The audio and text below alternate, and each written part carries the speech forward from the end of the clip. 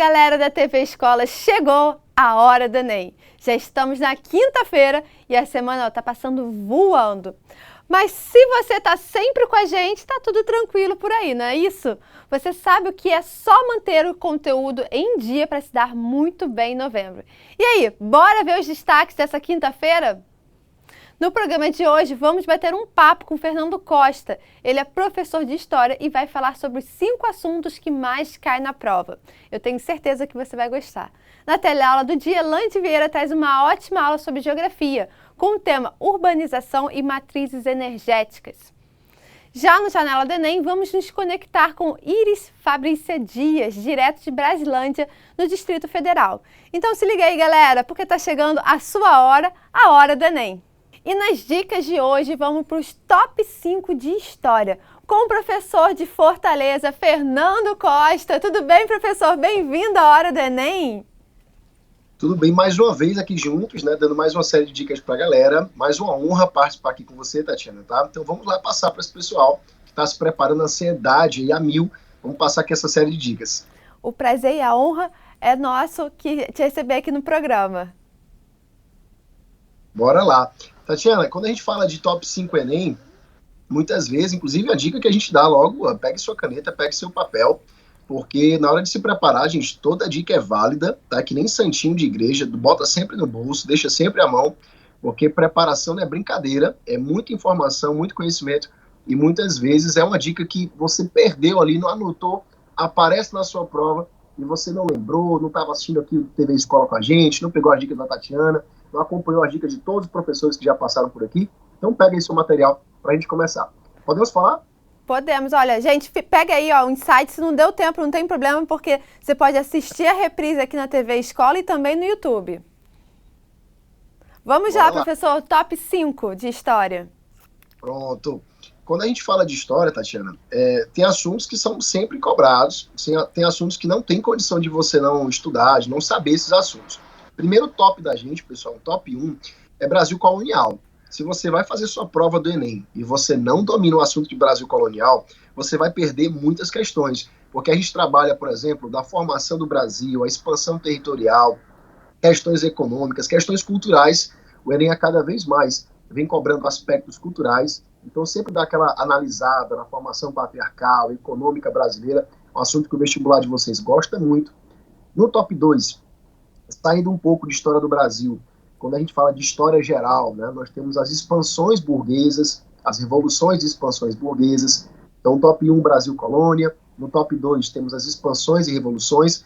É sempre bom entender o processo de grandes navegações, renascimento urbano e cultural, o renascimento urbano na Europa, como é que aconteceu a formação do pensamento burguês. Isso é um assunto que o Enem da gente, pessoal, adora. Sempre aparecem questões e muitas vezes nem são difíceis, Tatiana. É só que o nosso aluno, nossa aluna, ele só não pegou aquela dica, não pegou aquela vibe da questão. Não entendeu, no top 3, né? E muitas vezes, Tatiana, é só isso. É só o não entender. Não é nem que ele não sabe, é só que ele não entendeu. Por isso que a gente fala, reforça esse conteúdo, pelo amor de Deus. O assunto top 3 é entender, por exemplo, as questões religiosas. O nosso Enem, apesar de muita gente achar polêmico, ele não traz a polêmica, ele traz o debate. Por exemplo, a reforma protestante, as expansões ligadas ao luteranismo, ao calvinismo, a formação política do Brasil ligada à questão religiosa, as influências, por exemplo, da questão católica no Brasil durante o primeiro reinado, o segundo reinado, que foram decisões políticas importantes. Então a questão religiosa também está no nosso top 5, nossa terceira posição. Numa quarta posição, eu colocaria para vocês o Brasil República, assuntos absurdamente cobrados para a gente, desde o voto de cabresto, coronelismo, curral eleitoral, questões de formação cidadã e principalmente o debate que vem sendo levantado já nos últimos Enems, cidadania e voto. É uma coisa que, se eu fosse você que está assistindo a gente agora, está pegando as dicas, eu anotaria sem sombra de dúvida. Cidadania e o voto, quando a gente fala de república. Nas constituições, como é que isso estava aparecendo, como é que isso se apresentava na política brasileira. E por último, Tatiana, no top 5, para quem está nos assistindo, uma dica muito boa para vocês, que é a Idade Moderna. Gente, a Idade Moderna, apesar de curta, né, 200 e poucos anos, basicamente 2 séculos ali valendo, ela tem uma série de mudanças, as grandes revoluções da história, a formação de nações como os Estados Unidos. Então, é um período bom. Você tem ali desde o Renascimento até a formação de uma nova Europa, o fim das cruzadas. Você tem todo um processo de mudança cultural no planeta que vai gerar a Revolução Industrial, que vai gerar uma série de problemas que até hoje o Enem gosta de cobrar. Então, estude a Idade Moderna, porque dentro dela você tem desde as revoluções, a indústria, a burguesia, as expansões, formações nacionais, tudo que vai gerar para a gente a Primeira, a Segunda Guerra, as crises do mundo contemporâneo. Então, são top 5 aí para vocês de assuntos absurdamente importantes de transição para a gente estudar. Com certeza, professor. Quero te agradecer demais aqui pela participação na Hora do Enem. Queria que você deixasse uma mensagem final para quem está nos assistindo. Olha, gente, quem está aqui nos assistindo, por favor, na hora de estudar, sempre busque bons materiais, sempre busque boas páginas, faça aquela curadoria, né? Pesquise no YouTube, canais bacanas que você possa estudar. Hoje a internet traz tanta coisa de graça, né, Tatiana? Tanta coisa bacana pra gente. É importante pesquisar, ler bastante, escute um podcast, assista. Use seu tempo de forma positiva. Assim você vai render cada vez mais sem se estressar tanto. Então, em vez de você surtar com tanta coisa para estudar, crie qualidade, né? Crie uma curadoria ali, o que escutar, o que assistir. Claro que a Hora do Enem aqui você tem que assistir, que é obrigatório para vocês, tem que aparecer aqui para pegar as dicas excelentes. Então, bote na sua agendinha, na sua lista, né, do to-do, o que é que você vai fazer no seu dia. Bote assistir a Hora do Enem, procurar no YouTube, procurar um podcast. Tem muita coisa bacana para você consumir. Com certeza, a tecnologia está aí para ajudar os alunos e você falou a palavra-chave, curadoria, ter conteúdos de qualidade. Exatamente. Coisa que a nossa juventude precisa cada vez mais ficar ligada nisso, gente. Pelo amor de Deus. Internet tem muita coisa legal. Até no TikTok você aprende coisa. Então, é só saber pesquisar, é só saber procurar. Com certeza. Professor, muito obrigada pela sua participação aqui na Hora do Enem. De nada. Estamos juntos mais uma vez. Sempre vamos aparecer por aqui. Um forte abraço a todos e todas. Tatiana, mais uma vez, uma grande honra. Prazer, até a próxima. A honra é nossa. Gente, professor Fernando Costa dando top 5 dicas na prova de História na Hora do Enem. Um beijo, professor. Obrigada.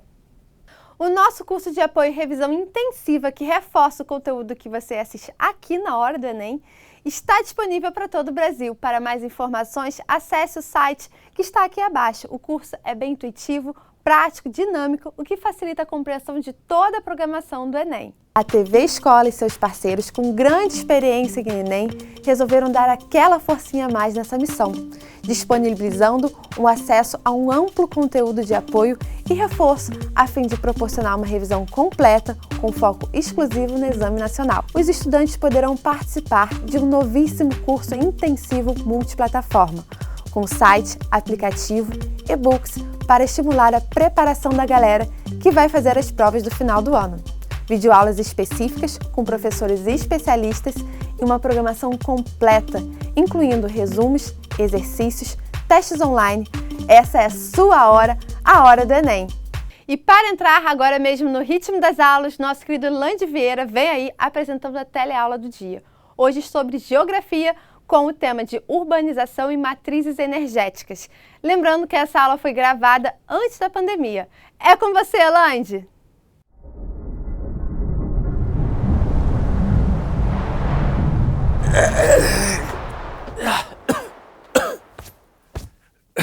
Landureza, eu preciso muito da sua ajuda. Eu vi nas redes sociais que você está desenvolvendo um novo GPS. E eu preciso muito do seu invento para explorar os lugares mais remotos do nosso mundo. Então, é isso, mas não é bem isso também. Como assim, não é bem isso? É um GPS de carnaval. GPS de carnaval? GPS, presta atenção, geral pra Salvador. Ó céus, com esse GPS eu tô perdido? Ih, tá perdido? Então vem com a gente, rapaz. Vinheta! Quero vir! Você, vinheta! Roda ave, roda a vinheta, rapaz!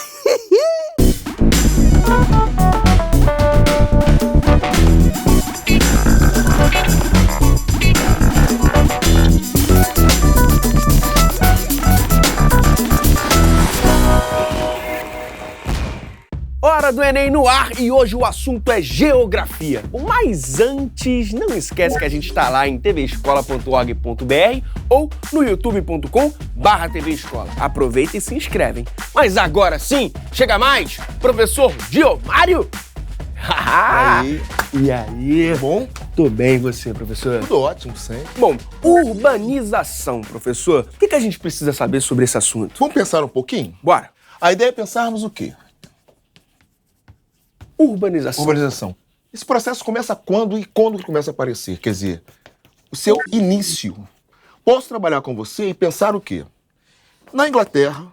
Aí você fala assim, Inglaterra, Diomário? Tu foi lá na Inglaterra? Sim. Quando? Como? Quando, mais ou menos? Vamos pensar mais ainda. Século o quê? 18. A pergunta nossa é o seguinte, o que está acontecendo no século XVIII que impulsiona essa ideia de urbanização? Certo. Aí vamos tentar pensar nisso aí. É a ideia do processo. Sabe o que está acontecendo? Um negócio chamado simplesmente de Revolução Industrial.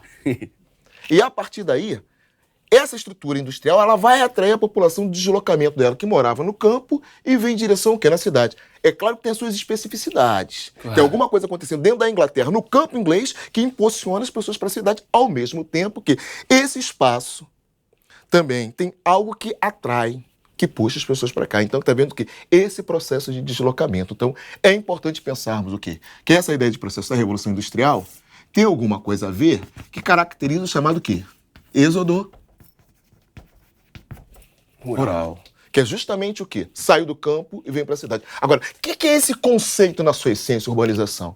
Vai representar o quê? A expansão de um espaço territorial ou simplesmente o quê? Uma maior concentração da população dentro da cidade, dentro desse espaço urbano. Perfeito. Mas e aqui no Brasil, professor? Foi na mesma época, não foi? Ah, pensar Brasil dentro desse contexto? O que eu acho importante? Não, vamos pensar no Brasil no século XVIII. Colônia ainda não dá para pensar mais. Podemos pensar no Brasil a partir do quê? Do século quê? XX. E vamos tentar trabalhar com uma precisão do que está acontecendo. Século XX, nós temos um governo chamado de governo Juscelino Kubitschek. Por que eu falei Juscelino? É onde o processo de industrialização brasileiro cresce mais ainda. Empresas estrangeiras chegando, além de empresas estatais já que se estruturaram na época de Getúlio Vargas. Então está acontecendo o quê? Toda uma estrutura dentro da cidade. Isso faz o quê? Atrair o indivíduo do campo para a cidade. A ideia é de pensarmos o quê? Êxodo rural. Bom, êxodo rural, quero saber dos impactos, professor. E aí, os impactos que isso vai causar? Vamos pensar. Imagine um fluxo muito grande de pessoas habitando o mesmo espaço territorial. Aí vamos começar, precisa se organizar. Essa cidade, ela tende a se estruturar, se organizar, se urbanizar cada vez mais. Enquanto, um exemplo simples do que aconteceu agora no Rio de Janeiro, reforma urbana. Qual a necessidade da reforma urbana no Rio de Janeiro? Organizar o espaço melhor para que o cidadão possa o quê? Utilizá-lo com mais presteza, com mais facilidade, com mais conforto. Mas estamos pensando o quê? Em que contexto isso e quais são os impactos? As suas consequências. É isso aí. E aí eu tenho que pensar com vocês o seguinte, esses impactos, eu posso colocar a ideia de uma crise urbana. O que é essa crise urbana? O inchaço da cidade ele é tão grande, que ele não é capaz de comportar todo mundo. Todo dia eu reclamo do quê? Engarrafamento. Aí é claro que falta um planejamento urbano para pensar o quê? O tipo de transporte que predomina dentro dessa cidade, capaz o quê? De dar um conforto, sabendo que o número de pessoas vivendo na cidade vem aumentando, não é no Brasil, é no mundo inteiro. Mas voltando à tua pergunta, começou o quê? Aqui, século XX e principalmente a partir do governo Juscelino Kubitschek, com o advento da grande industrialização do Brasil. Perfeito, perfeito. Então, consequências, temos crise urbana. Sim, esse é um ponto. Esse é um ponto. Temos mais. Temos mais. A ideia de pensarmos o quê? Os impactos. E esses impactos na estrutura física também. Porque a crise urbana pode pensarmos assim, na questão do transporte, posso pensar na questão da violência, posso pensar na criminalidade, posso pensar na falta de um espaço estruturado na cidade, a dicotomia que fica entre asfalto e as favelas. Sim. Posso pensar nisso também. Poluição. Aí você trabalhando diretamente com a ideia dos impactos ambientais. E uma questão que aconteceu há pouco tempo em algumas cidades aí, a chuva torrencial gerando o quê? Os impactos em algumas cidades. Nem fala Rio de Janeiro então, né? Sofreu muito com isso. Muito. Professor, você falou em êxodo rural e isso volta e meia aparece no Enem, tá certo? Sim. O êxodo rural, na realidade, eu posso pensar em relação à questão do urbano, mas eu tenho que tentar entender como isso acontece. Aí eu tenho que voltar à questão do campo, que eu estou discutindo um pouco a ideia da agricultura, estou discutindo a ideia das tensões sociais que acontecem no campo, pensar como a concentração da propriedade agrária, o latifúndio, como ele é um fator que impede você chegar ao ter terra, então você acaba vindo para a cidade. Posso pensar que, como a modernização tecnológica que chega no campo diminui o espaço de trabalho, né, para o homem e ele migra para a cidade. Posso discutir as dificuldades que você tem no campo do ponto de vista do salário. Sim. Você sabe muito bem que existe o quê? Trabalho análogo à escravidão no campo. Então o cara às vezes vem para a cidade acreditando que essas pessoas, ao virem para a cidade, a vida vai melhorar um pouquinho mais. Aí você vai ter o quê? O grande inchaço dessa estrutura urbana, né? Alguns autores chamam, inclusive, de uma hipertrofia do terceiro setor. Muita gente, pouco espaço de trabalho e geram todos esses desdobramentos que é a crise urbana que a gente está discutindo hoje. É isso aí, perfeito. E a gente tem uma questão que é sobre isso, né, professor? Vamos discutir um pouco sobre.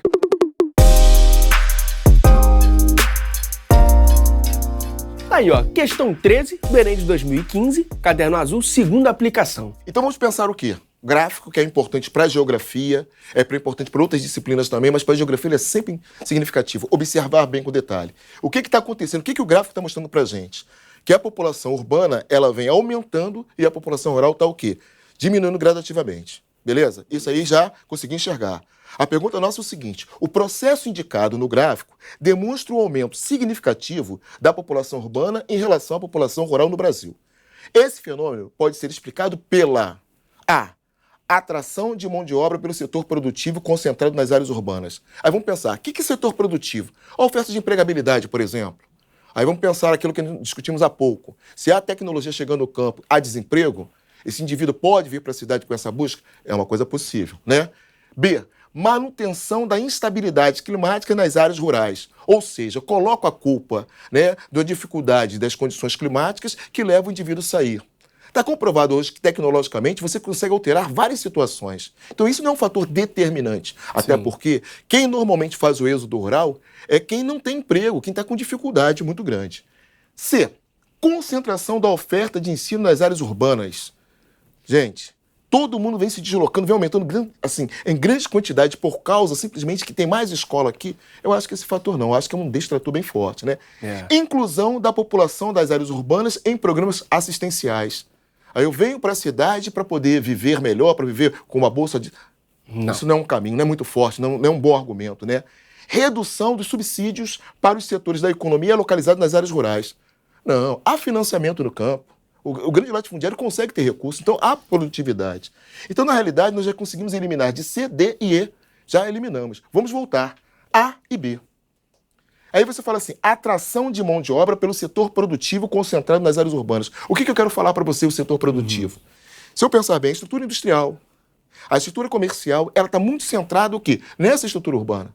Né? Então isso eu acho que é um fator muito forte em relação a essa questão, acredito eu. E manutenção da instabilidade climática, não é isso. Então podemos pensar com certeza a atração de mão de obra pelo setor produtivo concentrado nas áreas urbanas. Perfeito, então esse é o gabarito, né? Esse é o gabarito. E é uma coisa sempre bom pensarmos, né? Essa estrutura, esse êxodo rural, essa vida no espaço urbano, principalmente nos países em processo de desenvolvimento, vem se acentuando cada dia que passa, com mais violência, com mais preemência. Você destacou aqui o gráfico. É comum aparecer gráfico em questão de geografia? Gráfico não só para discutir a questão populacional, urbana, climática, né? Você trabalha muito com a questão do gráfico. E o gráfico não é só a questão da geografia, né? Você tem ele na biologia, você tem ele na química. E aí pensar o quê? Como esses números, eles falam conosco, que o aluno tem que prestar atenção nisso. O gráfico, ele está dialogando com a gente o tempo inteiro, né? Quer dizer, então é preciso você olhar, ver os quantitativos, observar o que está acontecendo, se está aumentando, se está diminuindo, quais são as suas situações aí para eu ter certeza na minha escolha final. Inclusive até agiliza, né, professor? Você consegue visualizar melhor a informação, sim, é bem legal. Sim, com certeza. Então, reforçando o gabarito, opção A, atração de mão de obra pelo setor produtivo concentrado nas áreas urbanas. É isso? É isso.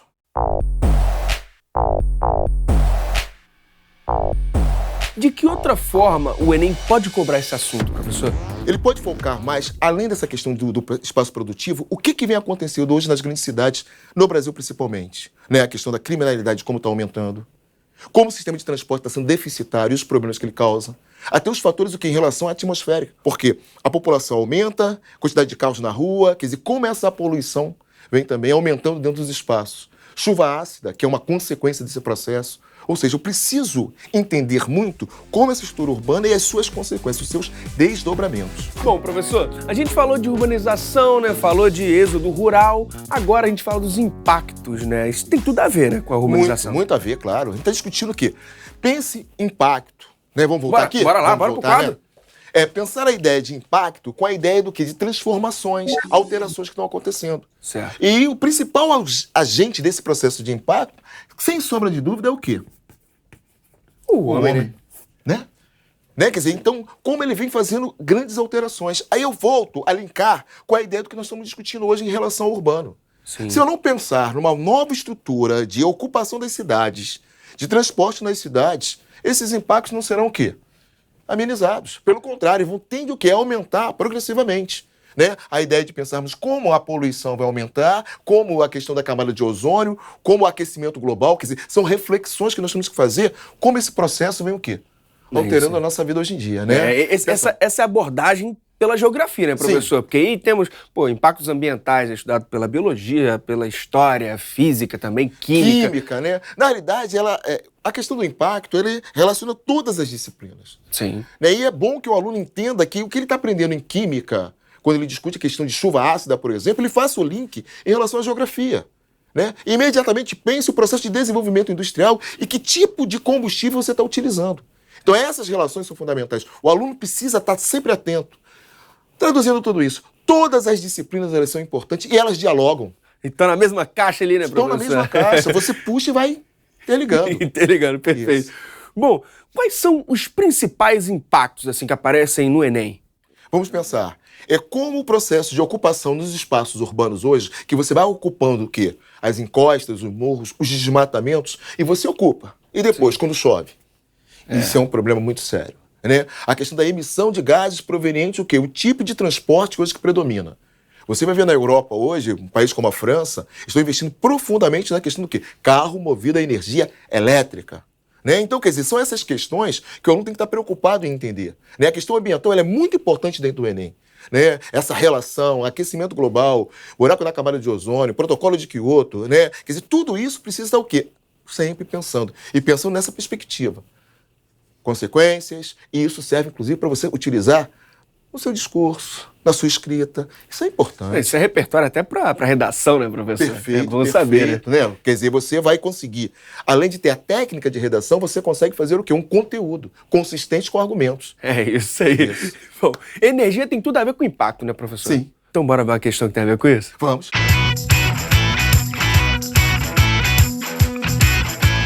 Questão 44 do Enem de 2015, caderno azul, segunda aplicação. Olha só, o que essa questão aponta, né, pra gente? Energia de Noronha virá da força das águas. A energia de Fernando de Noronha virá do mar, do ar, do sol e até do lixo produzido pelos seus moradores e visitantes. É o que promete o projeto de substituição da matriz energética da ilha, que prevê a troca dos geradores atuais, que consome 310 mil litros de diesel por mês. Olha o impacto que isso causa. E olha o que ele está mostrando ali, ele está apontando uma nova matriz energética, que é o que a gente tem que pensar, novas matrizes, né? Sim.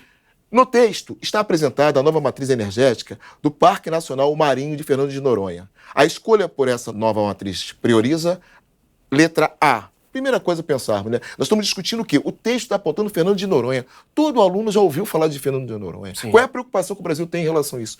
Um santuário ecológico. Então eu preciso preservar, né? Essa ideia de preservação. Letra A. A expansão da oferta de energia para o aumento da atividade turística. Eu quero um número maior de pessoas em Fernando de Noronha? Será que isso é saudável para um espaço de qualidade ambiental tão grande? Eu preciso ter um certo controle, né? Sim. Não aumentar simplesmente. Então vamos aí discutir isso aí futuramente, hein?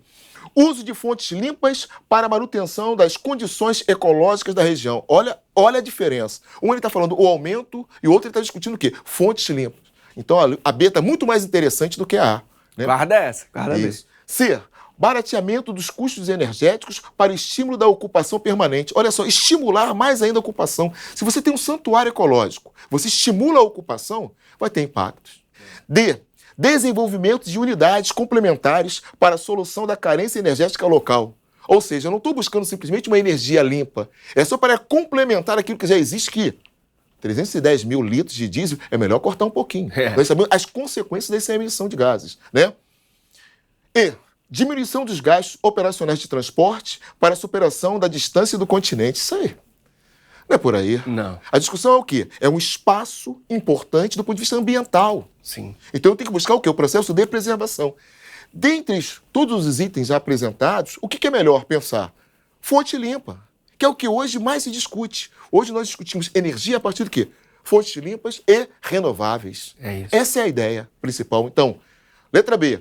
Uso de fontes limpas para a manutenção das condições ecológicas da região. Então é bom estar sempre atento a tudo isso. Até uma questão dessa serviria de texto motivador para fazer uma redação. Aí vamos tentar pensar o que a gente está entendendo quanto fonte limpa. É que não vai emitir o quê? Gases que prejudiquem a atmosfera. Nós, no Brasil, temos uma variável de matriz energética muito interessante. Hidroelétrica, solar, eólica. Isso tudo eu posso considerar enquanto uma fonte o quê? Limpa. É sempre bom pensar que limpa porque não está emitindo os gases, mas tem os seus impactos. Podemos, num outro momento, até discutirmos esses impactos. Mas, sem sombra de dúvida, essa matriz energética brasileira, ela vem, né, sendo muito utilizada. Hidrelétrica, então, o Brasil, pelas condições climáticas, que contribui por demais, né, um clima muito favorável a isso. E, na atualidade, principalmente, a preocupação que se tem hoje de investir mais com energia eólica e solar. O Brasil tem um litoral muito vasto. O Brasil tem uma condição climática muito favorável, né? Se a Alemanha, com uma condição diferente da nossa, tem um investimento tão pesado em relação à energia solar, por que o Brasil não faz a mesma coisa? O Japão também tem um investimento bom. Você vai em Portugal, tem um investimento em energia eólica. Então você sabe que o Brasil tem um litoral fantástico. Quem mora no Nordeste sabe muito bem disso. Calor e vento o tempo inteiro. Aí. Então você pode começar a pensar nisso, né? Então, vem cá, eu aproveito que você está falando disso, assim, como é que está o Brasil, professor, né, nesse quesito? As pesquisas na atualidade estão investindo maciçamente na questão do quê? Energia eólica e solar. Beleza, então... Tudo bem, nós temos novas construções de usinas hidrelétricas, mas você pega no Nordeste e pega no Sul do Brasil, o investimento na questão eólica está muito forte, o parque eólico. E no Nordeste, especificamente, em relação à questão quê? Solar também. E já começamos a perceber, e discutindo a questão do próprio urbano também, sim, algumas casas hoje preocupadas o quê? Com a energia solar também. Sim. Né? Então, quer dizer, a gente está linkando a urbanização com a questão do quê? Dos impactos com a questão da energia. Professor, o Enem pode cobrar a energia limpa, assim, do mundo, não só Brasil? A tendência sempre no Enem é focar muita coisa do Brasil, mas é bom o aluno fazer o comparativo. Né? Quando eu falei assim, a questão da Alemanha, que tem um projeto muito consistente, né, em relação à energia limpa. A questão da França, em trabalhar com automóveis hoje, você vai na França, pede um Uber, aparece lá, combustível tradicional ou energia elétrica. Olha que bacana. Que legal. Quer dizer, então você vai fazendo essas comparações. E aí vai notando quais são as questões no Brasil, como isso vem evoluindo. Lembra na Copa do Mundo que nós tivemos aqui alguns táxis movidos a energia elétrica. Mas cadê? Parou. Então nós precisamos continuar incentivando o governo começar a problematizar cada vez mais isso e colocar essas alternativas para todos nós. Então, confirmando o gabarito, opção B, uso de fontes limpas para a manutenção das condições ecológicas da região. É isso. Esse é o nosso caminho.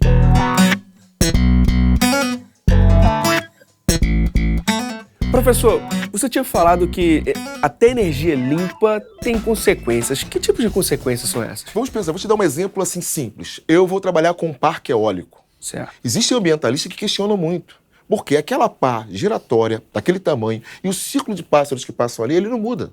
Então você pode atingi-lo. Isso é uma questão que, às vezes, não aparece assim pra gente. A gente fala assim, é uma alternativa, mas tem um impacto. Hidroeletricidade, que é uma coisa muito comum no Brasil, tradicionalmente nossa. Sim. Mas o que você vai acontecer? Ao represar o fluxo hídrico, você vai ter inundações. E nessa inundação, né, construir aquele lago enorme, você tem a fauna, vai inundar a fauna. A flora local vai ser perdida também. E sem contar o impacto social. Porque dependendo do tamanho desse lago que se forma, você tem o quê? Vidas ali. E você vai ter que realocá-los. Né? O espaço agricultável, você vai ter que mudar tudo isso. Quer dizer, é pensarmos o seguinte, beneficia de um lado e tem as consequências do outro. Quer dizer, é sempre trabalhar o aspecto positivo e tem aspectos negativos também. Sim. Nada é perfeito, mas o que nós precisamos? Utilizar aquilo que vai diminuir os impactos. Principalmente de uma forma o quê? Negativa. É isso que nós temos que pensar. E professor, de que outras formas o Enem pode cobrar energias limpas? O que hoje vale a pena em relação ao aquecimento global, que é o que mais se discute, né? E aí ele vai tocar o tempo inteiro o seguinte, qual o problema do aquecimento global? É a matriz energética hoje que predomina no mundo, que é a ideia do quê? Petróleo, queima do carvão. Olha o exemplo chinês. Eles utilizam muito carvão, queimam muito, e a poluição? Aí barateia o custo do produto, porém, olha o impacto que isso causa. Então, é fazer esse entendimento nosso, né? Pensarmos aqui no Brasil como o setor siderúrgico utiliza muito carvão e quais são as suas consequências. Então, fazendo essas ligações, né? Pensarmos numa sociedade sustentável, num mundo melhor, que hoje é o que? É pauta do debate nosso, né? E no Janela do Enem de hoje, eu vou estar recebendo a Iris, direto de Braslândia, no Distrito Federal. Tudo bem, Iris? Bem-vinda à Hora do Enem. Bem. Obrigada. Iris, eu sei que você está no 2º ano, né, do ensino médio, está se preparando aí para ano que vem você fazer o Enem, mas você já faz esse ano a prova para testar. Sim, vou fazer esse ano para me ter uma base de como que funciona, ter uma base, né, para ano que vem eu já estar mais preparada. E como tem sido a sua preparação, né, nesse tempo de pandemia, até para ano que vem? Tá sendo um pouco difícil, porque tipo, eu não tenho muito tempo assim para estudar. Eu estudo de acordo com a minha disponibilidade da minha rotina, porque eu faço parte de um grupo de atletismo, aí eu treino, aí meus aulas vão ser presenciais, aí tá um turbilhão, uma loucura, mas sempre quando eu tenho um horário, uma hora sem fazer nada, eu tento estudar e tá indo, né? Tá sendo difícil, mas a gente consegue. E qual curso você quer? Eu pretendo cursar Educação Física. É uma área que eu me identifico muito. E é isso. E eu tô sabendo que você costuma seguir a programação aqui da TV Escola. Você assiste o programa Hora do Enem? Sim. Inclusive, assisti aqui, a minha amiga participou, né, a Laísa. E é muito legal. Isso ajuda muito, né, na preparação, principalmente de pessoas como eu, que nunca fiz o Enem, a se tranquilizar melhor, a ficar mais calma, mais estabilizada. Principalmente se preparar psicologicamente e mentalmente. Sim, porque não é fácil. O psicológico da gente, assim, se você não souber, assim, acertar, você já era. Mas o que te ajuda também bastante é porque você está entre essas equipes, né, de corrida, enfim, outras voltadas ao esporte. Que também te preparam emocionalmente e mentalmente. Sim, porque a corrida, quando eu tô muito assim cheia psicologicamente, quando eu não tô bem, se eu saio para treinar e correr, alivia, eu fico mais leve, eu consigo voltar a fazer o que eu estava fazendo com mais tranquilidade, mais calma, com um psicológico melhor, entendeu? Mais leveza. Para finalizar, queria que você deixasse uma mensagem para quem está nos assistindo. Gente, o não da vida você já tem, né? Então você tem que correr atrás do sim da vida, né? Não é fácil o Enem, não é fácil você... É muita pressão, é muita coisa em cima de você, mas você tem que ir, né? E com cabeça de que você vai conseguir, porque o não da vida você já tem, então você tem que correr atrás das coisas boas, das coisas mais certas, né? Isso aí. É isso, correr atrás do sim, Easy. Isso. Tá certo, Iris. Eu quero te agradecer demais pela participação aqui na Hora do Enem e te desejar muito sucesso na sua vida. Ai, muito obrigada. Pra você também. Todo sucesso do mundo. Obrigada, gente. Essa Iris Dias participando aqui do Janela do Enem.